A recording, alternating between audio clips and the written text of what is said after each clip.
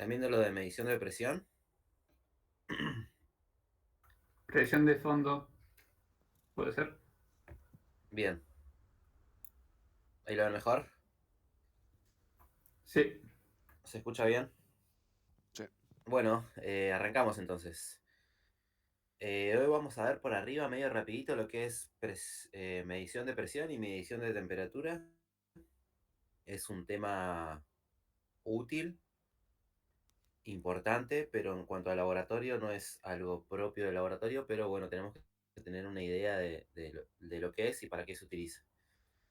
En cuanto a las presiones, es una medición importante como para medir el desarrollo productivo de la vida del pozo. El pozo se mide en cuanto a su productividad, se mide en cuanto a la presión que tiene.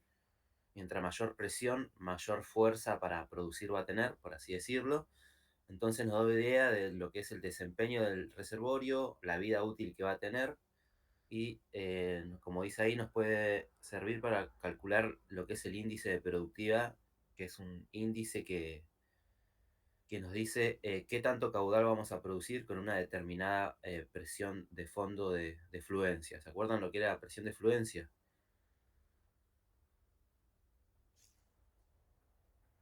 La presión de fluencia era la presión con la que nosotros producimos el pozo, o sea, la presión a nivel de la capa productiva sería.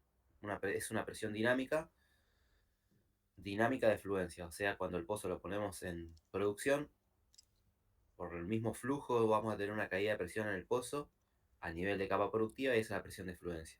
Y acá lo que hace es definir varias presiones, como que es la presión de reservorio, presión estática, radio de drenaje. No sé si esto han visto algo por ahí, lo ven en reservorios.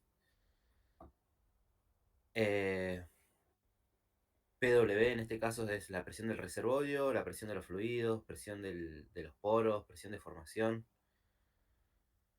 Y dice que si no se especifica es la presión virgen, o sea, en el primer momento de cuando hicieron el pozo, antes de producir, antes de que hagan cualquier cosa, se toma una medición de presión y esa sería la presión virgen o presión de reservorio. Luego, si nosotros lo producimos, esta presión va a ir decayendo en el tiempo y ya se puede hablar de lo que es presión estática de fondo. Dice es la presión promedio del reservorio en el radio de drenaje. El radio de drenaje es el radio en el cual nosotros vamos a estar produciendo. Esto aproximadamente, si mal no recuerdo, es algo de 250 metros, el radio donde nosotros vamos a producir dentro del reservorio. Y acá tienen unos diagramas lo vamos a ver, lo ven en otras materias. Es cómo produce el pozo. El pozo produce por flujo radial, como que todo converge en el radio del pozo, y como va todo flujo radial convergiendo hacia el mismo pozo, va a haber una caída de presión y un aumento de velocidad de flujo. En el diagrama de abajo, ustedes lo que ven ahí es el reservorio tiene una presión estática, PE constante, y a medida que este flujo de hidrocarburos se va acercándose al pozo, hay una caída de presión hasta llegar a la presión con la que nosotros estamos produciendo el pozo, que es la PWF, presión de fluencia. Esto para que tengan una idea. Bueno, acá sigue definiendo unas variables, lo que es el espesor útil H, como, es un parámetro se indica por donde se van a mover los fluidos, el espesor por donde se moverían los fluidos. Esto después se utiliza para cálculos de volúmenes, por ejemplo. Y otra aplicación de lo que es la medición de presión, por ahí nos sirve hacer registros de presión y de esta manera determinar lo que es contacto gas-petróleo o contacto agua-petróleo. Bajamos una herramienta, hacemos medida de presión, luego lo graficamos si queremos y cada producto va a tener su determinado gradiente de presión, de acuerdo a su densidad, ¿no? Entonces, de esta manera, nosotros trazando las líneas, podemos determinar lo que es los contactos. Importante para luego ver dónde nosotros vamos a punzar, por ejemplo. Queremos punzar en la zona de petróleo y no en la zona de gas ni en la zona de agua. ¿Me escuchan bien, chicos? ¿Se va entendiendo por ahí? Sí, se te escucha bien, Gastón. Buenísimo. Bueno, en cuanto a la medición de presión en pozos, acá habla de diferentes herramientas para medir la presión. Perdón. Eh, bueno, esto lo vamos a ver rapidito, se lo muestro a ustedes. Ahí dice que hay 5 tipos principales de medidores. Hay unos que son medidores mecánicos autónomos, o sea que son de tipo mecánicos, valga la redundancia, tienen un mecanismo ahí adentro, y autónomo porque no necesitan electricidad ni nada de eso. Por lo general tienen un mecanismo que se deforma, acá en pantalla lo ven. Estos son los diferentes mecanismos que pueden tener las herramientas, donde tienen un orificio a la presión, la presión ingresa y deforma en el diafragma, se mueve lo que es el fuelle de adelante para atrás. En este tipo de acordeón es lo mismo, entra la presión por acá, se mueve, y en el de tubo burdón entra la presión y como que lo va a ir alargando al tubo que está en espiral. Y en la punta del mecanismo que se mueve tiene lo que se llama un estilete. El estilete, fíjense en este que ven ahora, está el tubo burdón conectado a un estilete. La presión entra al tubo burdón y lo va a alargar, y el estilete marca en la carta hacia arriba y hacia abajo de acuerdo a la presión. Este tipo de herramientas tiene como un mecanismo de reloj que lo que va a hacer es va a ir moviendo la carta, y a la derecha ven cómo este estilete, una vez que sale la herramienta hacia arriba y la estiramos, el estilete nos va a marcar la carta y vamos a tener una figura más o menos de esta manera. Y luego esto nos va a servir para sacar diferentes presiones, como la presión estática. Esto lo van a ver en el reservorio. Hay diferentes técnicas que se utilizan para estimar estas presiones. Estas herramientas se bajan en lo que se llama un lubricador. Se pone el lubricador, es una herramienta que va arriba del tubo que sirve para bajar herramientas, valga la redundancia. Se baja a través de un cable wireline. Se lo introduce dentro del lubricador. El lubricador tiene válvulas, entonces podemos abrir la válvula de arriba, pasamos la herramienta, cerramos, abrimos la de abajo y ya entramos dentro del pozo al tubing. Bueno, acá habla de ya otros tipos de medidores registrados, que es el Humble. Eh, Se los dejo para que lean ustedes. Tampoco se metan mucho a detalle porque no es algo, les repito, no es algo propio del laboratorio, sino es para que tengan algo más de idea. Después tienen otro tipo de registradores, son los registradores de superficie, que ya actúan con corriente continua y se los baja hasta el fondo. Tienen corriente continua y tienen lo que es un transductor. Un transductor es un dispositivo que convierte un tipo de energía en otra. Entonces, hay diferentes tipos de transductores, por ejemplo, de cambio de resistencia, de capacidad, de voltaje. Entonces, ese aparatito capta este cambio de resistencia, de capacidad, de voltaje a través de la presión, y lo traduce eh, en una señal, lo envía a superficie y en superficie se registra y se mide. Después tienen lo que es medidores de formación también. Entra la presión de forma, por ejemplo, acá está hablando de lo que es un puente Weston. Un puente Weston es una conexión en donde hay varias resistencias. Entra presión, esas resistencias se mueven y va a cambiar la resistencia total del circuito. Eso después se traduce y se lee como presión.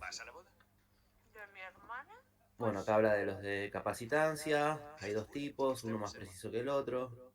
De cristal vibrante, más preciso aún, o de transductor de cristal de zafiro, más preciso aún, y se banca presiones y temperaturas elevadas. Y bueno, no mucho más. Esto léanselo si quieren, es cómo se desvía por temperatura y cómo se calibran, pero se los dejo a ustedes para que lo lean. ¿Se entendió? ¿Alguna consulta? La presión de fondo era para saber el desempeño del reservorio y calcular un índice, ¿no? ¿Qué índice era? El índice de productividad. Ahora voy para arriba. Ahí que Ah, te lo estoy señalando. sí, sí, sí. Gracias. Eh, bien, nosotros por un ensayito medimos la presión estática con un ensayo que se llama Build Up. Esto lo van a ver en reservorios. Eh, Luego, con un ensayito de pistoneo del workover del equipo de torre, van a medir un caudal a determinada presión de fluencia. Eso ustedes, con esta formulita, sacan lo que es el índice de productividad, y este índice de productividad luego lo pueden utilizar para estimar caudales a diferentes presiones de fluencia, y de esa manera ver qué tipo de bomba le van a poner al pozo. Pero esto es algo más ya de reservorio y de producción, así que lo van a Dale, ver más adelante. gracias. ¿El resto alguna consulta?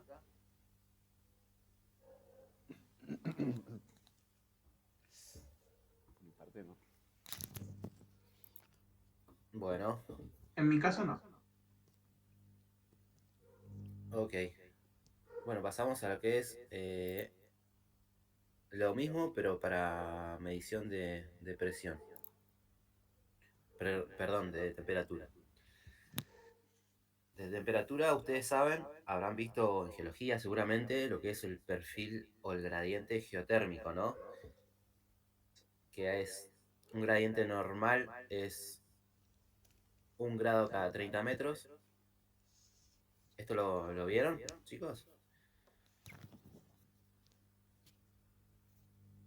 Yo no, o bueno, lo que estamos en Geología 2 no sé, Cristian. Por mi parte, estoy cursando Geología 2, así que aún no la vimos. Bueno, si nosotros hacemos un pozo en la Tierra, hay lo que se llama un gradiente geotérmico. A medida que nos vamos profundizando, va a ir aumentando la temperatura. Esto por cercanía con el manto. Un gradiente geotérmico normal sería que aumente 1 grado centígrado cada 30 metros. O 3 grados cada 100 metros. También es lo normal. Puede haber algunos valores extremos, como 1 grado cada 100 metros o 6 grados cada 100 metros. Esto porque estamos en cercanía a rocas con alta conductividad térmica que están cerca de un flujo magmático, puede ser, o estamos cerca de una roca permeable, de ahí un flujo de agua caliente, entonces pueden variar un poquito este perfil geotérmico. Pero lo común es 1 grado cada 30 metros. Entonces es muy importante igual nosotros medir la temperatura de fondo de pozo, porque tiene diversas aplicaciones. Por ejemplo, los fluidos de fractura se diseñan en base a la temperatura de fondo de pozo, los lodos de perforación también, lo que es el cemento para cementar las cañerías también va de acuerdo a la temperatura de fondo. Un mal cálculo, por ejemplo, en el cemento puede ser que fragúe antes del cemento y quede en cañería, o no fragúe en el tiempo deseado. Entonces hay diversas aplicaciones, y por eso el interés de medir las temperaturas del fondo del pozo. Y bueno, en cuanto a la medida de termómetros, es bastante similar a la anterior. Tienen los que son autónomos, o sea que no necesitan corriente ni nada, sino que tienen algún mecanismo que está expuesto a la temperatura y nos va a través de un movimiento, por una expansión puede ser, de este aparato que está a la temperatura, expuesto a la temperatura, también tiene un estilete que se mueve y nos va a ir marcando la carta. Acá tiene el marca registrada Humble, que tiene un contenedor lleno de mercurio. El mercurio se expande por temperatura y va a desplazar un pequeño pistón, y ese pistón tiene el estilete que va a marcar la carta. La merada es otro. que tiene un bulbo aislado con un líquido con elevada presión de vapor. Y bueno, el mecanismo es más o menos similar. Después tienen diferentes termómetros. Ahí habla de termómetro en gas. El gas tiene menos conductividad térmica, entonces va a tener mayor retardo. Tienen eléctricos, diferenciales. Esto se lo dejo a ustedes para que lo lean. ¿Qué más? Bueno, acá sigue hablando de eso y después acá habla que también la temperatura se puede ver, se puede usar, por ejemplo, para ver movimientos de fluido, para ver dónde, por ejemplo, si un casing está roto y hay una entrada de gas, el gas al expandirse dentro del casing va a disminuir mucho la temperatura, entonces también se puede utilizar un termómetro para encontrar estos lugares de falla, por así decirlo. Y bueno, entre otras aplicaciones. Pero de nuevo, no se metan mucho en esto, sino que tengan una idea. ¿Alguna consulta?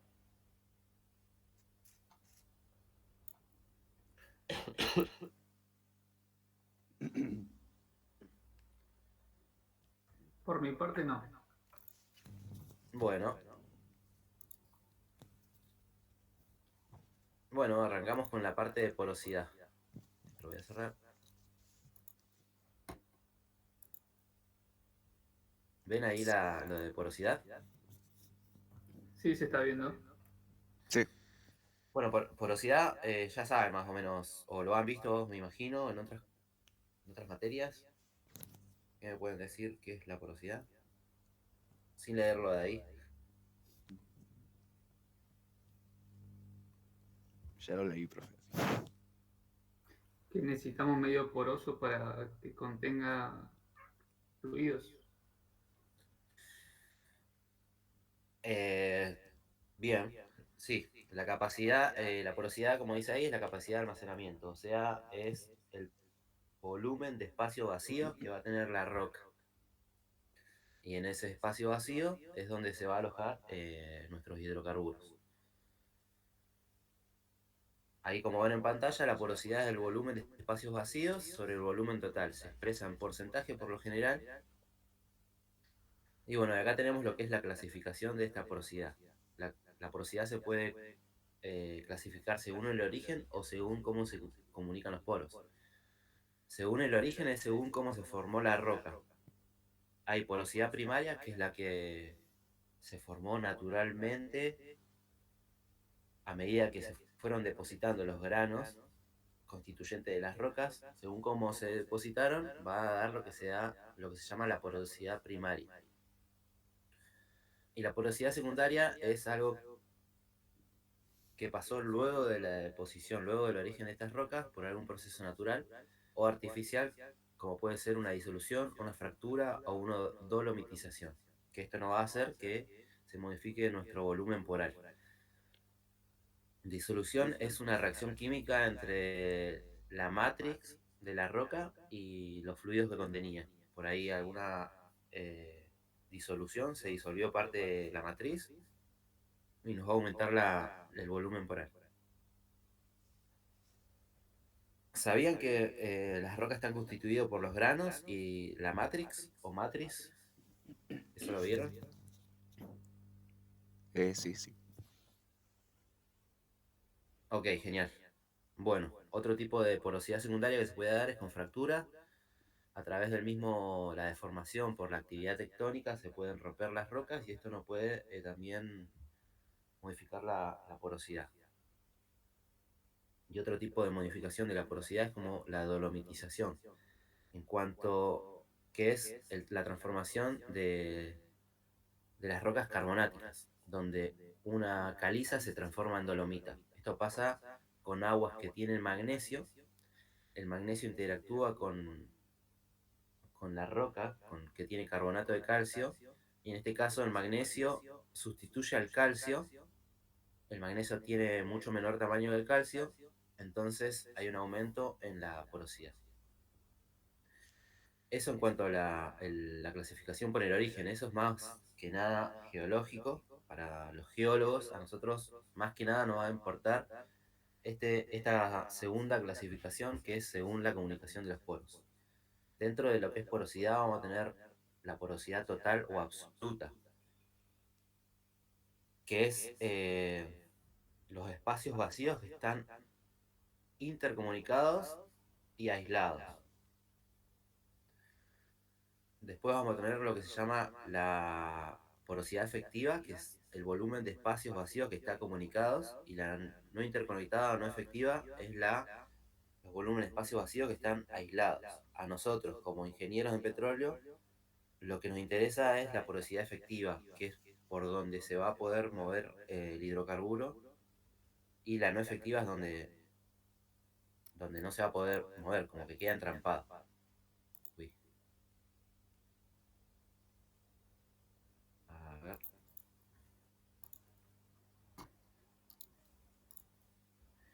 Bueno, acá por ejemplo en la figura ven los diferentes granos de diferentes tamaños, y lo que está en negro sería la porosidad efectiva, la que está comunicada, y lo que está acá como en gris entre los granos es la no efectiva o aislada. ¿Esto se entendió, chicos?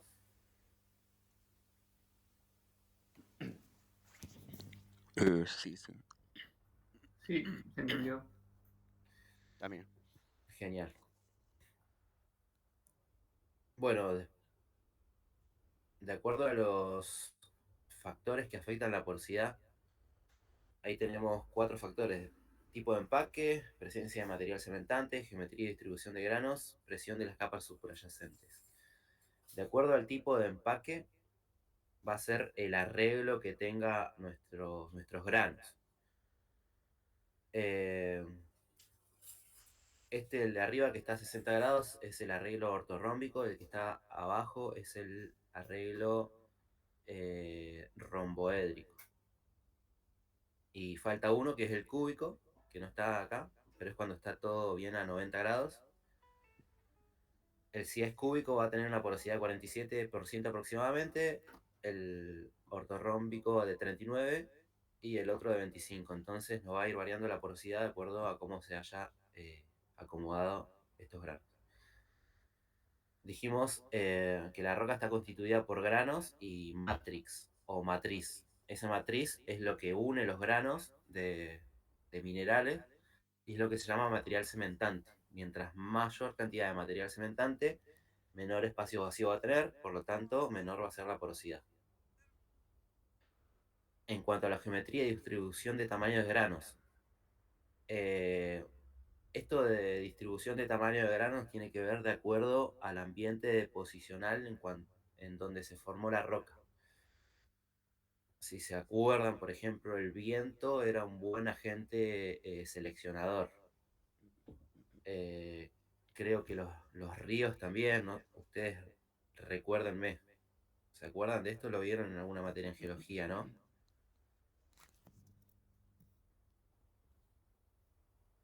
¿Se acuerdan? Sí, y sí, el viento era el mejor agente seleccionado, porque dependía igualmente, o sea, el tema del río es que podía arrastrar todo. Claro, está bien, tal cual. El viento seleccionaba bien, el río arrastra todo, pero en el cauce, en el medio del río, van a estar los granos más grandes y en las orillas los granos más pequeños. Entonces, de esta manera también tenía una buena selección. En el grafiquito acá a la izquierda tenemos una buena selección, todos los granos del mismo tamaño. Esto nos va a dar una porosidad alta. En cambio, en el de la derecha nosotros tenemos una distribución amplia, tenemos varios tipos de tamaño, entonces entre los granos grandes se van a ubicar los granos chiquititos. Esto nos va a ir disminuyendo la porosidad. Y en cuanto a la forma, si son todos esféricos nos da una porosidad alta, y si son de diferentes formas pasa lo mismo que antes, se van a arreglar acomodar de diferente manera, uno al lado del otro, y esto nos va a ir disminuyendo la porosidad. Y en cuanto a la presión, mientras más profundo esté nuestro reservorio, mayor presión va a tener por la carga litostática, por la carga de roca sobre él. A mayor presión, estos granos se van a deformar, se van como a achatar, así que también nos va a disminuir la porosidad. Bueno, en cuanto a cómo determinar la porosidad en laboratorio, nosotros para determinar la porosidad en laboratorio lo que tenemos que hacer es medir tres parámetros básicos de la roca, por lo menos dos de estos tres parámetros básicos, eso es, que son volumen total, volumen poroso y volumen de grano. Nosotros determinando dos de estos tres parámetros, ya podemos determinar la porosidad. Esta parte, estudiensela bien, apréndanselo, por ahí se suele preguntar. ¿Cómo dijo? ¿Volumen El total vol y qué más? que nosotros para medir en laboratorio la porosidad vamos a tener que determinar dos de los tres parámetros básicos. Los parámetros básicos son volumen total, volumen poroso y el volumen de granos. El volumen total es el volumen de la roca, ¿no? Del pedacito de roca que nosotros tengamos. El volumen total sería el volumen exterior, ¿no? De toda esa roca. El volumen poroso sería el volumen de espacios vacíos dentro y el volumen de granos lo podemos obtener si nosotros desagregamos esta muestra, o sea, la rompemos hasta tener todos los granos separados. Y de ahí a través de calcular, de pesarlos y obtener el volumen de alguna manera, vamos a poder obtener este volumen de granos. Bueno, en cuanto al volumen total, cómo tener el volumen total de una muestra, acá tenemos varios métodos. Uno, lo que se hace es recubrirlo con parafina, tipo como una vela, como cera de vela, se lo recubre y se lo inmersiona en agua, o sea, se lo pone en agua y se mide el desplazamiento. Este recubrimiento con parafina se hace para que el agua no ingrese dentro de los poros. Y luego nosotros, sabiendo la densidad de la parafina y el volumen que desplazó, vamos a poder sacar el volumen total de la muestra. Esto después van a tener un par de ejercicios ahí en la práctica. Otro método para sacar el volumen total es nosotros podemos hacer lo que se llama saturar la muestra. Ponemos la muestra en un saturador, valga la redundancia, hacemos vacío para sacar todo el aire del recinto y de la muestra. Luego inyectamos un líquido saturante que puede ser querosén, por ejemplo, y este querosén va a empezar a meterse dentro de los poros de la roca. Esto se hace por un determinado tiempo. Luego sacamos la muestra de roca y lo ponemos en el mismo líquido saturante, o sea, en una probeta con querosén, por ejemplo, y leemos el volumen que desplaza. Y de esta manera vamos a sacar el volumen total.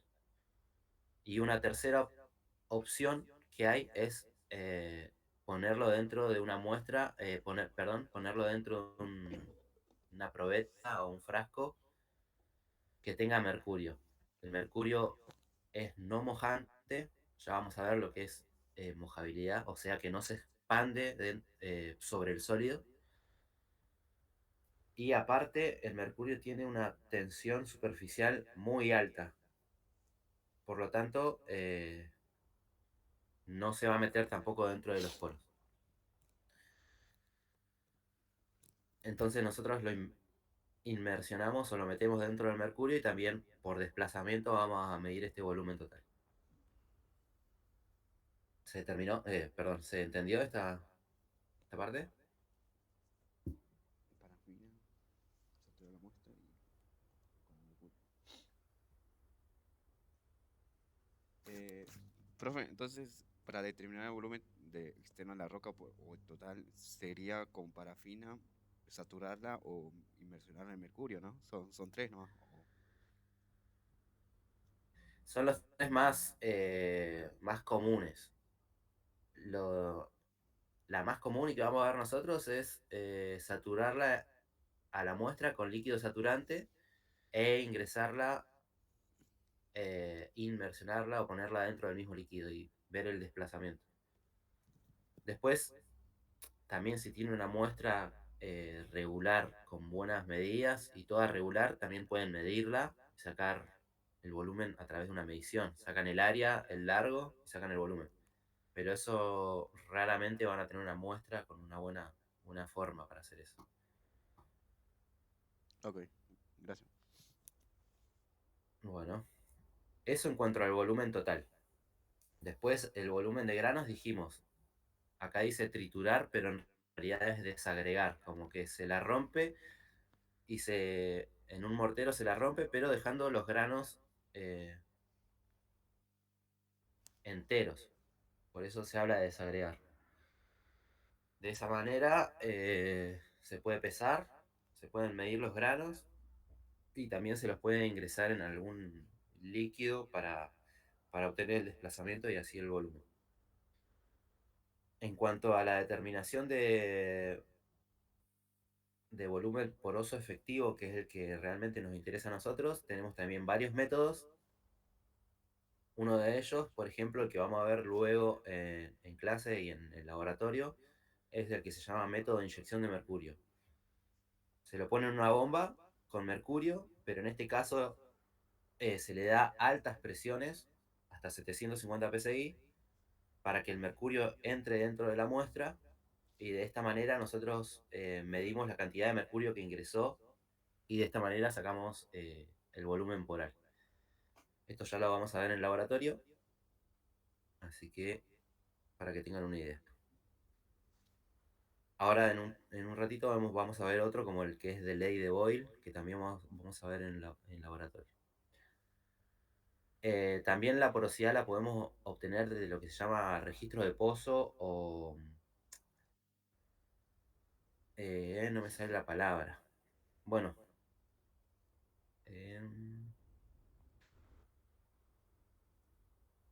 Bueno, no me sale la palabra. Acá, registro... Ah, perfiles. Ahí está. ¿Vieron alguna vez los perfiles en alguna materia? Perfil sónico, perfil de densidad, perfil neutrón. ¿Saben lo que es el perfilaje?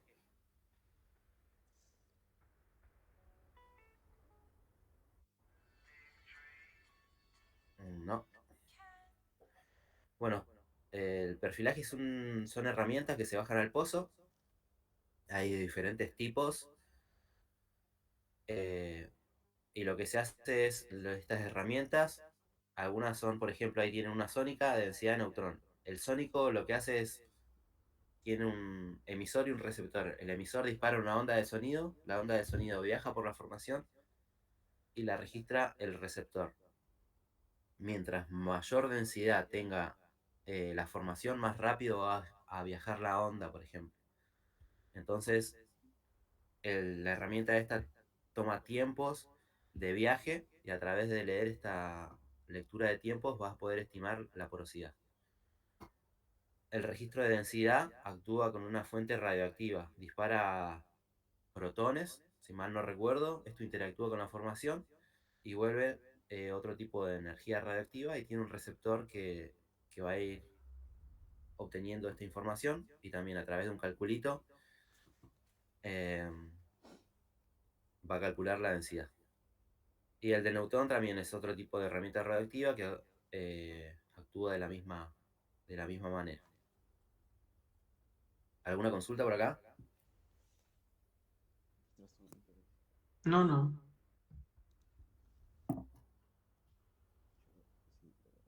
Bueno, seguimos. Este es otro archivito que está ahí dentro del contenido. Acá dentro de esta carpeta de porosidad van a encontrar varios archivos. Creo que hay como 8 o 9. Hablan más o menos de lo mismo, pero alguno que otro por ahí le cambia o va a ser más fácil de leer.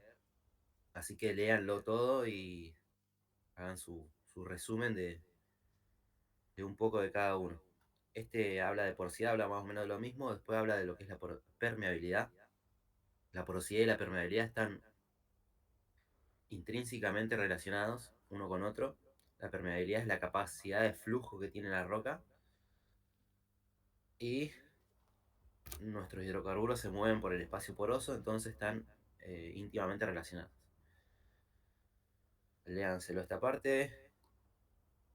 Bueno, lo mismo que influye sobre la porosidad y la permeabilidad es lo mismo, lo que estuvimos hablando recién. La selección, la distribución y el tamaño de granos. No recuerdo si tenía algo más de qué hablarle por acá. Bueno, ya que está, lean también lo que es permeabilidad relativa. La permeabilidad relativa nos da idea de la capacidad que tiene la roca y la capacidad que tiene el fluido de moverse dentro de la roca en presencia de cuando hay otro fluido. La permeabilidad absoluta es cuando un solo fluido está dentro de la roca, y permeabilidad relativa y efectiva cuando ya hay varios fluidos, entonces va a haber una interacción entre esos fluidos que nos va a modificar los caudales, por eso se habla de permeabilidad relativa.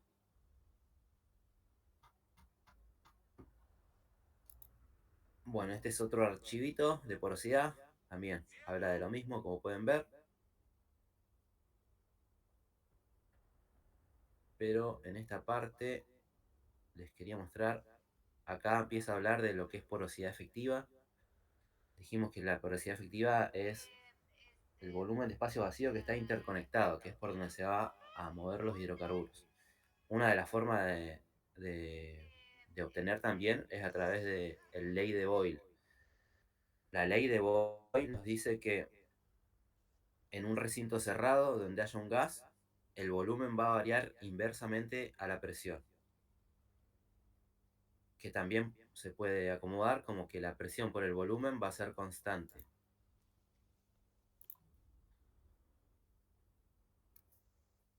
Esto también estudienselo, apréndanselo. Vamos a hacer unos ejercicios en laboratorio de esto. Tenemos ahí unos aparatos para medir porosidad de esta manera. Pero acuérdense de esto, que la ley de Boyle dice que en un recinto cerrado el volumen de un gas va a variar inversamente proporcional a la presión. Dicho de otra manera, la presión por el volumen va a ser constante. Entonces, por ejemplo, acá vamos a tener un aparatito para medir porosidad de esta manera. En este aparato tenemos dos cámaras.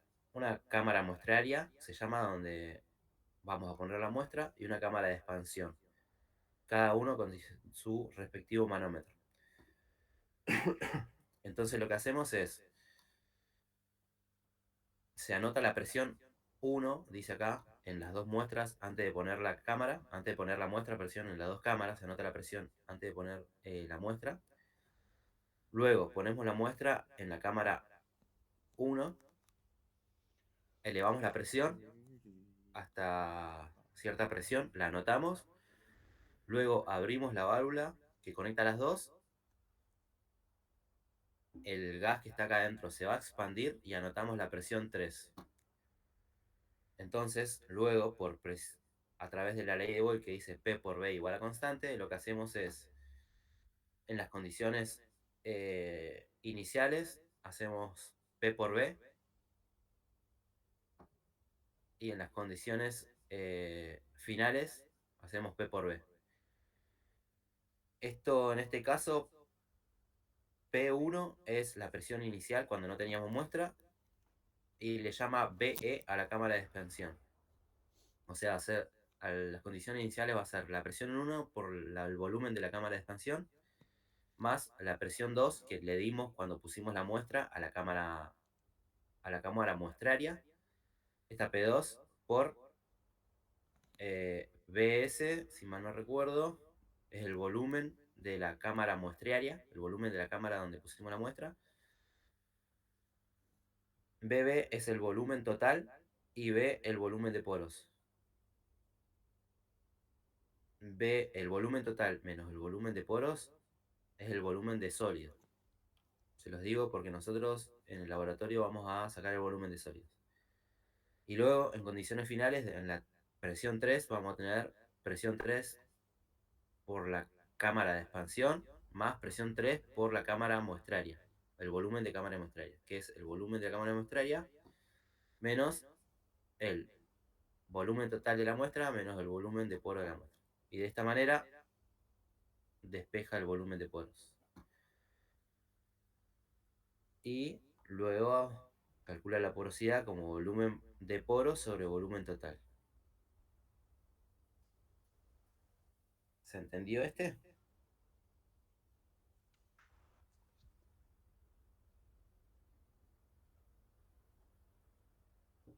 Más o menos sí. Tendría que agarrar y leerlo, escribirlo en una hoja bien tranqui y ahí supongo que lo voy a comprender mejor. Genial, el resto van a tener igual en la práctica un par de ejercicios de estos. ¿Alguna consulta al resto por ahora?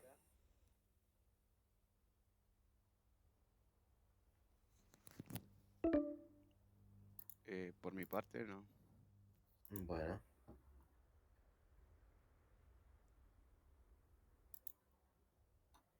bueno, quedan 15 minutos.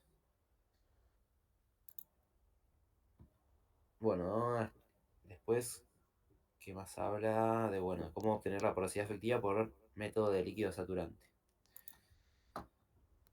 Otro archivito que tiene, bueno, habla de lo mismo, lo voy a pasar rapidito, aquí les puedo decir.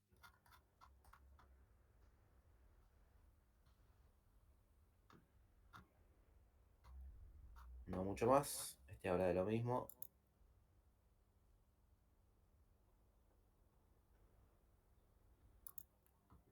Había un archivito por ahí, les quería mostrar.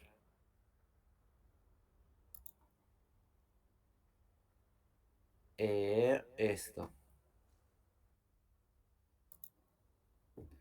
Bueno, pasamos hasta acá porosidad. Todo eso sí es lo que se va a pedir que sepan en cuanto a la porosidad. ¿Alguna consulta por ahora?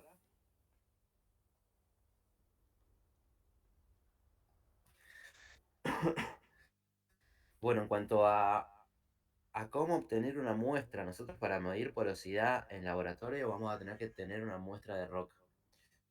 Esta muestra de roca la vamos a obtener a través de testigos. Estos testigos pueden ser obtenidos a través de un coroneo o un sacabocado de pared. Un coroneo es cuando nosotros estamos perforando el pozo. No sé si vieron ya en alguna materia cómo es. Tenemos el equipo de perforación, barras de sondeo, portamecha y el trépano. Nosotros para obtener lo que se llama una corona, sacamos todo este conjunto y cambiamos el trépano por un, también se llama trépano, pero trépano tipo corona. Y de esta manera sacamos todo un cilindro de hasta 9 metros de largo de muestra de roca. Eso se llama una corona. Bueno, acá habla de, para sacar esta corona, si nosotros queremos medir, por ejemplo, saturaciones originales, o sea, qué fluidos contiene originalmente, vamos a tener que utilizar algún fluido de perforación que no interactúe con la roca, que mantenga los fluidos dentro de la roca. Eso lo pueden leer de acá. Por ejemplo, lo que se hace es un lodo de emulsión inversa, o sea, un lodo que sea base petróleo. Esto nos va a asegurar que no va a interactuar con la roca y que los fluidos se van a contener dentro de nuestra corona. En cuanto a las herramientas de coroneo, acá tienen varias. Esto también estudienselo, esto es importante que lo sepan. Vamos a tener diferentes tipos de herramientas, depende de lo que nosotros querramos obtener. Coroneo horizontal, dice, son de pozos horizontales. Ustedes no sé si saben, los pozos, hay diferentes tipos de pozos. Un pozo convencional es un pozo vertical, pero ya en yacimientos no convencionales o en otro tipo de yacimientos se estira a hacer pozo horizontal para abarcar la mayor cantidad de reservorio. Entonces va a tener un tipo de coroneo especial para ese tipo de perforación. Coroneo continuo es un tipo especial también, ya que no hay que sustituir el trépano por un trépano saca corona. Coroneo con esponja es otro tipo de coroneo para obtener las saturaciones residuales. Esta herramienta tiene una esponja que esa esponja se va a impregnar con, con los fluidos que nosotros obtenemos y luego vamos a medir la saturación de esa esponja. Les quería mostrar esto, a ver si lo ven en pantalla. Ahí en pantalla ven, esto sería un esquema de cómo sacar una muestra. En la parte de abajo nosotros tenemos la roca. Esta roca tiene 20% de agua, 80% de petróleo con gas disuelto. Nosotros imagínense que obtenemos una muestra de esta roca por un coroneo y la empezamos a subir a superficie. Yendo a superficie va a haber una disminución de presión y va a haber una disminución de temperatura. Si se acuerdan, nosotros teníamos petróleo con gas disuelto. Va a llegar una presión tal que alcanzaremos el punto de burbuja. Ahí lo que pasa, las partes livianas se van a empezar a vaporizar, se van a hacer gas y van a expulsar de la muestra el petróleo. Por eso hay un cambio en la mojabilidad a medida que nosotros nos llevamos esta corona a superficie, va a haber un cambio en la saturación original de nuestra corona. Por ejemplo, acá nosotros en fondo de pozo, cuando todavía no la habíamos perforado, nuestra roca tenía 20% agua, 80% de petróleo. A medida que la vamos llevando hacia arriba, una vez que tomamos el núcleo, dice acá, ya cambió nuestro porcentaje de petróleo. Ya pasa a 25 agua, 75 petróleo. A medida que vamos subiendo la superficie, reducción de temperatura y de presión, ya hay petróleo, menos cantidad de petróleo, agua, ahora hay gas, y en superficie ya el petróleo de tener 80 pasamos a tener 20%. Así que esas son los cambios en la saturación a medida que nosotros vamos sacando estas coronas. Entonces, si nosotros queremos medir, por ejemplo, la saturación original, vamos a tener que tener herramientas especiales que nos mantengan inmóvil los fluidos dentro de la roca. Dentro de esas herramientas están desde acá para abajo. Coroneo por esponja es la más económica, no nos mantiene inmóviles las saturaciones, sino que tiene una esponja que se va a impregnar con lo que expulse la roca y luego vamos a poder medirlo. Extracción con gel tiene un gel que minimiza esta expulsión, ya que queda como a contrapresión el testigo. Después tienen otro que está por otra parte, que es con un barril a presión. Mantiene la misma presión de fondo, la mantiene hasta superficie y queda a presión, entre otros. Después tienen lo que es sacatestigos de pared. Sacatestigos de pared se baja ya con otra herramienta. Se baja al pozo una herramienta que tiene una carga explosiva. Explota esa carga explosiva y expulsa como unos cilindros que se incrustan en la formación. Esa formación, este cilindro, una vez que sacamos la herramienta, este cilindro está conectado por cable de acero a la herramienta, así que cuando saquemos, vamos a sacar una muestra chiquitita de formación. Dentro de estos sacatestigos de pared están los que son por explosión, que les decía recién, o los que son rotados, tipo un rotado sería, no me sale la palabra, pero bueno, es como que se va rotando la herramienta, perdón, y de esta manera, al no ser percusivo por explosión, por ahí tiene un poquito mejor de información. El percusivo por explosión es muy violento y nos va a romper los granos de la roca y eso, entonces vamos a tener una información orientativa. Bueno, luego tienen unos para rocas no consolidadas y otros orientados que nos van a dar la dirección, el buzamiento, la inclinación, entre otros. ¿Se entendió?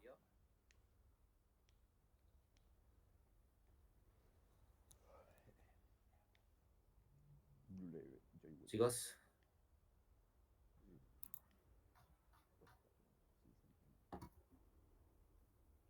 Sí, se entendió. Bueno,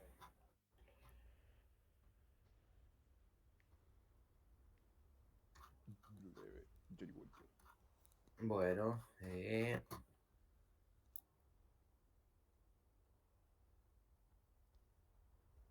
Eso en cuanto a coroneo y las herramientas. Otro tipo de muestras por ahí mientras van perforando el pozo es ver lo que se llaman los cuttings.